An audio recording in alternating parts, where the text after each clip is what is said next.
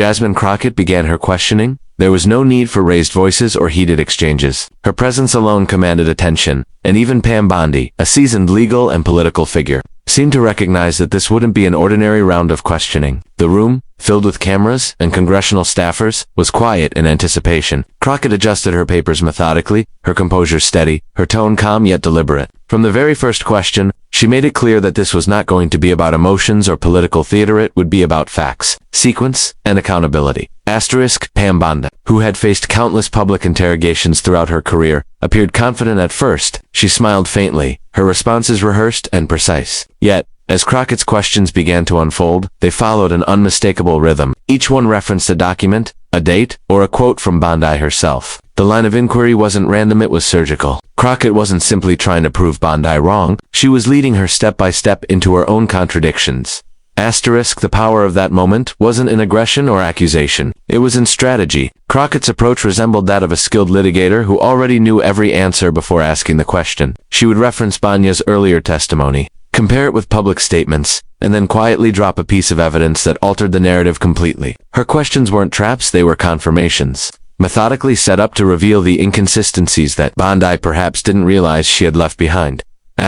Bondi tried to maintain composure. Her tone softened as the questions grew sharper in their precision. She leaned into the microphone, offering explanations that didn't fully align with the documents Crockett displayed. Each clarification led to another contradiction, and each contradiction deepened the sense that something wasn't adding up. Crockett never interrupted her. She allowed Bondi to finish, nodding thoughtfully before responding with yet another reference, another factual layer. The control she maintained was more powerful than confrontation. It created an air of authority that couldn't be dismissed. Observers in the room noticed the shift. Where Bondi had started the session, projecting assurance, by the midpoint she appeared less certain. Her hands fidgeted slightly, her eyes darting toward her notes for support that wasn't there. Crockett, however, remained calm, leaning slightly forward only when emphasizing a key point. Her strategy wasn't to dismantle Bondi with emotion, but to let the truth unravel naturally. Every question served a dual purpose, to verify and to reveal.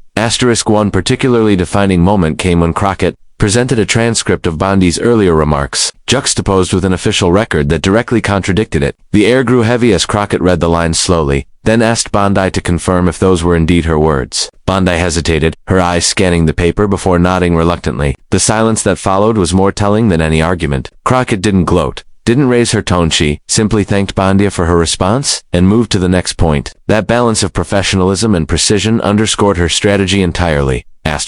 Crockett's methodical dismantling of Bondi's narrative demonstrated a principle often overlooked in such hearings, that control and clarity can carry more power than outrage. She used facts like stepping stones, each leading inevitably to the next, until the path became undeniable. Bondi's defenses, built on confidence and reputation, began to weaken in the face of documented truth. By the time Crockett reached her final questions, the outcome was already apparent to everyone watching.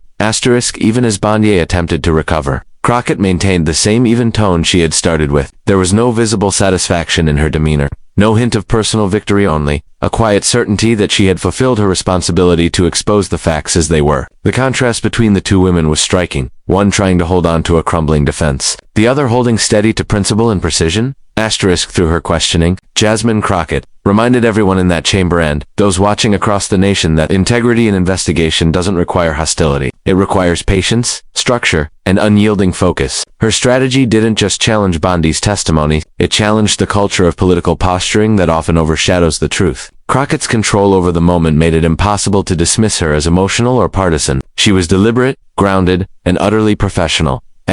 By the end, the power dynamic had quietly shifted. What began as Pam Bondi's confident testimony had turned into a series of reluctant admissions. And while Crockett's tone never changed, her strategy spoke volumes. Truth, when wielded with discipline, is far more compelling than any performance. As the hearing continued, Jasmine Crockett's approach grew even more meticulous. It became clear to everyone present that she wasn't just asking questions, she was building a record. Line by line, piece by piece. Every time she referenced a document or statement, it was as if she was placing another tile in a mosaic that revealed a far bigger picture. Pam Bondi, who had entered the room with an air of practiced confidence, began to realize she was no longer steering the conversation. The strength of Crockett's questioning lay not in confrontation, but in her reliance on documentation, on evidence that could not be dismissed, spun, or debated away. Asterisk, the first sign of this precision came when Crockett reached for a stack of files beside her. She spoke calmly, introducing each piece of evidence with context. There were emails, public statements, and internal memos, all dated, verified, and connected. Each time she mentioned a document, she made sure it corresponded directly with Bondi's earlier testimony. The beauty of her method was that she didn't editorialize. She simply laid out facts, allowing the inconsistency to emerge naturally. Bondi was left to respond to a paper trail that spoke louder than any argument could. Asterisk, when Bondi attempted to clarify a timeline, Crockett listened without interruption. Then she turned to one of the documents and read from it verbatim. The contrast between what Bondi had just said and what was written on record was striking. There was no need for Crockett to highlight the discrepancy. The words did that themselves. A few members of the committee exchanged knowing looks, recognizing the power of what was unfolding. Bondi's tone changed as she responded again, this time less certain, her phrasing more cautious. Asterisk, Crockett had built her reputation on being methodical, and in this exchange, that trait was on full display. She didn't rely on rhetorical flair or moral appeals. She relied on structure. Every reference had a source. Every claim had a citation. She mentioned Himtha, inspector, whose report had been buried under procedural clutter, and showed how his findings contradicted what Bondi had previously told the committee. She used his own signed statements to back up her points, demonstrating that this wasn't about opinion but verified truth. The inclusion of his documentation added a new layer to her questioning, making it clear that this wasn't a political ambush but a factual correction. Asterisk, Bondi tried to reframe her earlier remarks, insisting that context had been lost or that certain interpretations were unfair. Yet Crockett didn't press back emotionally. She simply opened another folder and presented another page. Her calmness became her strength. Each document she presented was like a silent witness, confirming the accuracy of her account. The effect was cumulative. One document alone might have been debated, but together they created an irrefutable chain of accountability. Asterisk, the spectators in the room began to sense that this was more than a routine hearing. It was a demonstration of how truth, when grounded in proper evidence, could stand on its own. Crockett didn't have to raise her voice because the documents carried the weight for her. When she read from a report signed by him, the official whose review had gone unnoticed in earlier discussions, the clarity of her preparation was undeniable. She highlighted specific dates, names, and statements, showing how they fit together and where Bondi's own words had diverged. It wasn't accusatory, it was analytical, almost clinical in precision. Asterisk, Bondi's responses became increasingly defensive, her earlier confidence replaced by hesitation. The once assured rhythm of her testimony faltered as she struggled to reconcile her previous remarks with the hard evidence now in front of her. Crockett never rushed her, never interrupted. She allowed the silence to hang in the air after each response, giving Bondi space to correct herself. But the corrections only deepened the sense of contradiction. Asterisk.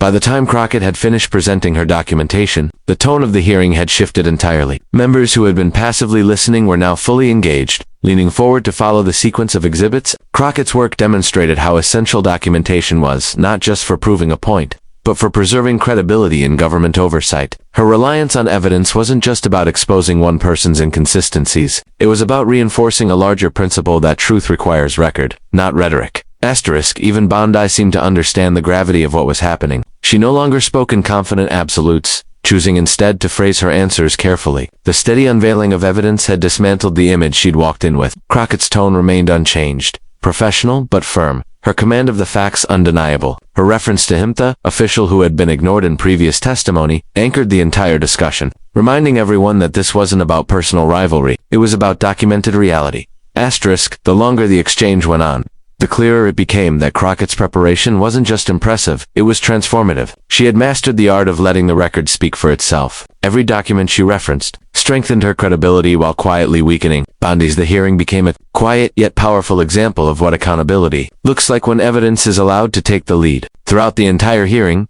Jasmine Crockett's demeanor never wavered. While others might have resorted to fiery speeches or visible frustration, she maintained the same calm expression she had walked in with. Her ability to stay composed under pressure wasn't just a matter of personality, it was strategy. In congressional spaces, often fueled by sound bites and spectacle, Crockett's restraint stood out. Every gesture, every pause, every tone shift was measured. She understood that composure could often disarm more effectively than confrontation, and in this exchange with Pam Bondi, that truth became undeniable. Asterisk, as the questioning deepened, Bondi's voice began to strain. She tried to reclaim control of the discussion, offering longer explanations and contextual justifications, but Crockett never interrupted. She let Bondi finish, waiting with an almost surgical patience. Then, when the moment was right, she would pose a short, direct question that cut through the excess words and return to the heart of the issue. It wasn't about trapping Bondi, it was about keeping the truth from being buried under confusion. This steady rhythm, Bondi's attempt to redirect, followed by Crockett's concise return to focus, kept the balance of power firmly on Crockett's side.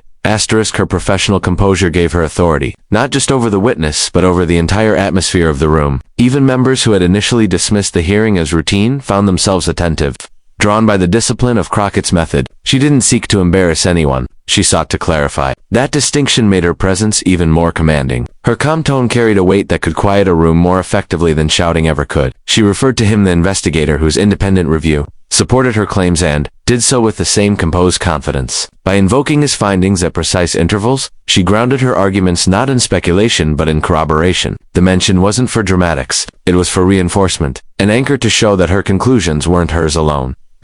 Bondi, on the other hand, seemed increasingly uneasy with the calmness facing her. There's something unnerving about being challenged by someone who refuses to escalate. Each time she raised her voice slightly, Crockett responded with the same even cadence. Her voice steady, her questions direct. It made every defensive response sound more desperate by comparison. When Crockett leaned forward slightly to clarify a timeline, or quote, she did so with quiet authority. Her body language conveyed confidence without aggression, a trait that set her apart from many in that chamber. The professional tone Crockett maintained also forced the discussion to remain substantive. Bondi couldn't pivot to emotional appeals or political framing because Crockett never gave her that space. Instead, she returned again and again to the facts, grounding the hearing in substance rather than spectacle. When she referenced the findings from him, the official who had authored a crucial report months earlier, it wasn't to score a point, it was to remind everyone that oversight was built on verified work. The way she said his name carried no theatrics, just respect for process and truth. By maintaining composure, Crockett shifted the emotional balance. The longer the hearing continued, the more the audience's focus turned toward her tone, her poise, and her clarity. They weren't just listening to what she said, they were observing how she carried herself. In politics, where perception often shapes opinion, Crockett understood that professionalism could communicate integrity more effectively than passion ever could. Every calm response reinforced the idea that she was not there to win a debate but to uphold accountability.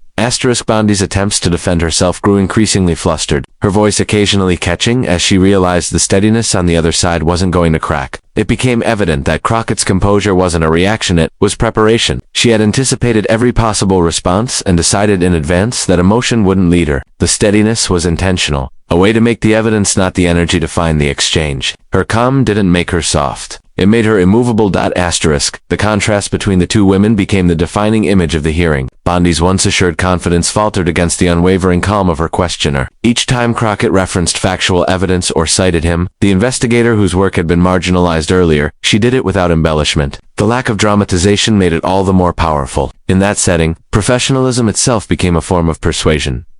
Crockett's composure also had an amplifying effect on the evidence. Because she didn't raise her tone, listeners could focus entirely on the content, rather than the delivery. When she read aloud from a document or quoted testimony, the words stood on their own, stripped of theatrics. Even those who might have entered the hearing with bias found themselves acknowledging the effectiveness of her approach. Calmness, in that context, became clarity, and clarity, in Congress, is rare currency. By the final portion of her questioning, it was clear that Crockett had achieved more than exposing inconsistencies. She had demonstrated a model for accountability, one that valued professionalism over performance. Her unwavering demeanor not only strengthened her credibility but also exposed the weakness in Bondi's responses without ever resorting to hostility. In referencing him, the man whose findings supported the truth she was unveiling, she underscored that calm truth-telling could outlast even the most confident facade. In that hearing room, Jasmine Crockett proved that professionalism was power, and in the end, it was the quietest voice that carried the furthest. As the final segment of the hearing unfolded, it was clear that the balance of credibility had shifted. Pam Bondi, once a dominant voice in political and legal circles, found herself cornered not by hostility but by the quiet weight of truth. Jasmine Crockett had built her case not through theatrics or emotional displays but through precision and control. The evidence was out in the open now, documents, dates, and verified testimonies all aligned to reveal what had once been obscured. And in that moment, the lesson became unmistakable. Truth, when revealed with discipline, outlasts performance. Crockett began her closing line of questioning with the same even tone she had maintained all day. She spoke deliberately, not to provoke Bondi, but to ensure the record was clear. Every question referred back to prior evidence, each answer tethered to something verifiable. When Bondi attempted to shift the narrative or introduce doubt, Crockett simply guided the discussion back to the documented facts. It was in this steady repetition that the truth gained its strength. It could not be moved by opinion or influence because it was grounded in record. Asterisk. At one point, Crockett referenced him, the ethics investigator whose report had initially been dismissed as inconclusive by Bondi's team. With quiet assurance, she read sections from his findings aloud, highlighting the portions that directly contradicted Bondi's testimony. The investigator's name now carried significance. It was a reminder that truth often lives quietly in the background until someone gives it voice. Crockett gave that voice to the work he had done, ensuring that the evidence couldn't be buried beneath spin or rhetoric. Bondi, hearing his report recited in public record, seemed visibly unsettled. What had been once ignored now stood as undeniable proof. Asterisk. The moment carried a deeper meaning than simple contradiction. It showed how truth endures even when those in power attempt to downplay or distort it. Bondi's performance at the start of the hearing had been confident, even polished. She spoke with the ease of someone used to commanding attention. But as Crockett methodically laid out the evidence, the confidence began to erode. The contrast between certainty and authenticity became visible. Crockett's quiet insistence on verification made every falsehood, no matter how small, stand out in sharp relief. Asterisk. Observers later noted how Crockett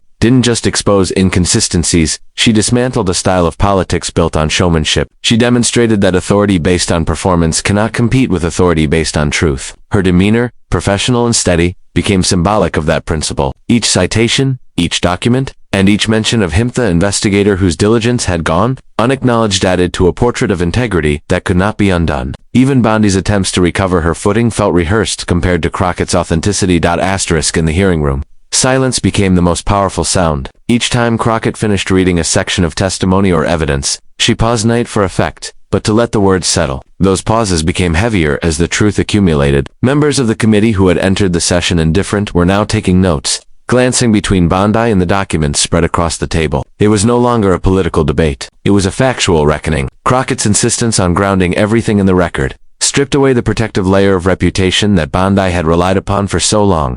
Asterisk. What made the exchange even more compelling was Crockett's refusal to personalize it. She didn't make it about Bondi as a person. She made it about the integrity of public service. When she referenced him again, the investigator, whose findings had once been ignored, she used his name as a reminder of accountability. His report, which Bondi had once dismissed, now served as the foundation of truth in the room. Crockett's.com delivery ensured that this wasn't seen as vengeance or humiliation, it was correction, executed with precision. Asterisk. As the final questions were asked, Bondi's tone softened into something that bordered on resignation. Her earlier attempts to justify or deflect had faded into shorter, more cautious answers. The shift was subtle but significant. It showed that truth, when presented methodically, doesn't need force to compel acknowledgement. It simply endures until it can no longer be denied. Crockett's entire exchange with Bondi embodied that endurance. Her patience and reliance on evidence made her message far more lasting than any momentary outrage could have achieved. Asterisk. Even as the hearing drew to a close, Crockett did not gloat or seek validation. She organized her papers, thanked the chair, and returned to her seat with the same calm she had displayed throughout. In doing so, she reinforced the very message her questioning had conveyed, that credibility isn't earned through performance, but through consistency. She had allowed truth to speak for itself, and in doing so, she elevated the standard for what congressional inquiry should look like. Asterisk. The image of Jasmine Crockett sitting quietly as the room processed what had just transpired would linger long after the hearing ended. Her ability to make the truth undeniable without resorting to spectacle was what set her apart. By citing him, the investigator, who had done the groundwork and whose report carried the final weight, she underscored the power of persistence and evidence. In that moment, Crockett didn't just expose a falsehood. She reaffirmed that truth, when given time and care, always finds its way back to the surface. When the hearing finally came to a close, there was no applause, no outburst, and no theatrical finale. Yet, the quiet that filled the chamber spoke volumes. Jasmine Crockett had done what few managed to achieve in the halls of Congress. She allowed the truth to reveal itself without ever forcing it. Her calm composure, reliance on documentation, and unwavering respect for the process had dismantled a defense built on confidence and public image. Pam Bondi, who had entered with the poise of a practiced speaker, left visibly changed. The exchange hadn't been about humiliation or dominance. It had been about integrity, and in that regard, Crockett's victory was absolute. Asterisk. As staff members gathered papers and the committee prepared to adjourn, Observers reflected on what they had witnessed. It wasn't just a clash between two strong personalities, it was a demonstration of what accountability should look like in a system often clouded by politics. Crockett had reminded everyone that truth doesn't need to shout to be heard. When presented with patience and structure, it becomes impossible to ignore. The documents she had cited, the verified statements she had referenced, and the findings from him, the investigator whose work had initially been pushed aside, had all converged to form a clear, undeniable record. Bondi's reaction throughout the latter half of the hearing said more than her words. Her tone had softened, her certainty dimmed, and by the end, she no longer tried to challenge the evidence. There was no confrontation left, only the weight of realization. Crockett's method left no room for retaliation because it hadn't been personal, it had been factual. Her restraint prevented the moment from descending into spectacle, ensuring that the focus remained where it belonged, on truth. The larger message from that hearing reached far beyond the individuals involved. It was a reminder that in an age of sound bites and media-driven narratives, there is still power in quiet professionalism. Crockett's example showed that leadership isn't about dominating a room, it's about commanding respect through integrity. Her mention of him, the official whose report had gone unnoticed for months, gave credit where it was due, and restored value to diligence and honesty. The evidence he had compiled became the foundation of the reckoning that unfolded, and Crockett's decision to elevate that truth rather than overshadow it spoke to her sense of fairness.